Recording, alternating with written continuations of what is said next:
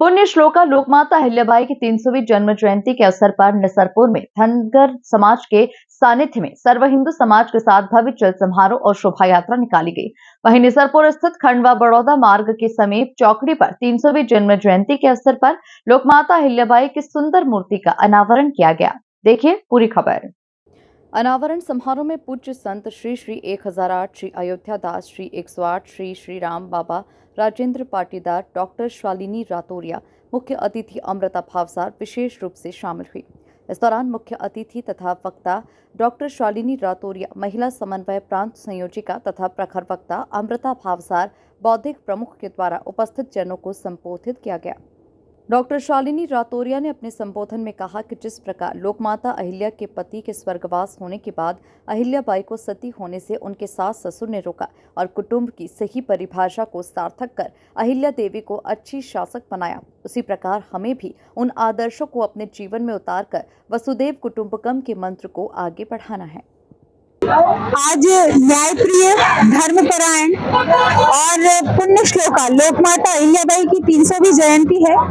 निसरपुर में आज लोकमाता की प्रतिमा का अनावरण भव्य स्तर पर संपूर्ण समाज ने मिलजुल कर मनाया है और यही लोकमाता ने अपने पूरे जीवन में भी संदेश दिया था कि संपूर्ण समाज समरस होकर रहे, मिलजुल कर रहे, एकजुट होकर रहे और इसका प्रत्यक्ष उदाहरण आज निसरपुर में देखने को मिला है। तो संपूर्ण क्षेत्रवासियों को इस लोकार्पण कार्यक्रम की भी बधाई, साथ ही इस सुंदर आयोजन के लिए भी बहुत बहुत बधाई। ये जो मूर्ति का अनावरण है, ये केवल निसरपुर नगर या विकास खंड नहीं, अपितु संपूर्ण मध्य प्रदेश, संपूर्ण राष्ट्र इस मूर्ति की आराधना करके अहिल्या को अपने जीवन में अंतस में उतारेगा।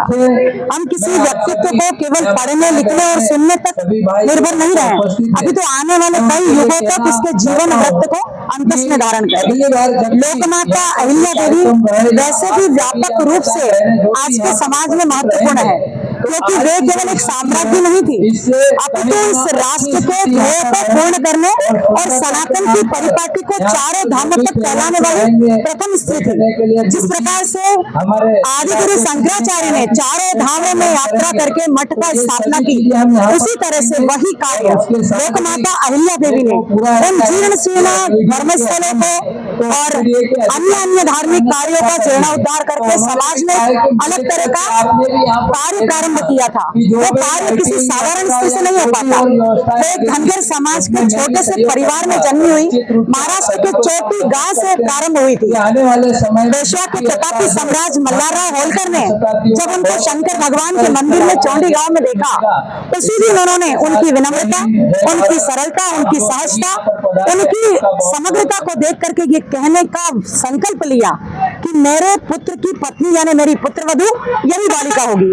यानी इतिहास जब करवट लेता है तो वो इतिहास के निर्माण की बात भी प्रारंभ करता है और यही स्थिति रही कि मल्हारराव होलकर जी ने उस दिन देखा और कहा कि मेरा पुत्र साम्राज्य को संभालने में इतना प्रतापी नहीं है, इसलिए ये बालिका अगर मेरी पुत्रवधू बनेगी तो आने वाले भारत का भवितव्य गढ़ेगी। समाज का कोई भी क्षेत्र हो, राष्ट्र का कोई भी क्षेत्र हो, धर्म हो, समाज हो, संस्कृति हो, सनातन हो, धर्मकांड हो, चित्रकला, मूर्तिकला, स्थापत्य हो, किसी क्षेत्र को उन्होंने अछूता नहीं छोड़ा। हर क्षेत्र में उन्होंने नए संसाधन, नए क्षेत्र अपनाए और एक संपूर्ण स्त्री अपने जीवन काल में देवी होकर के स्थापित हो जाए, ऐसा केवल और केवल लोकमाता अहिल्या देवी को ही माना जाता है।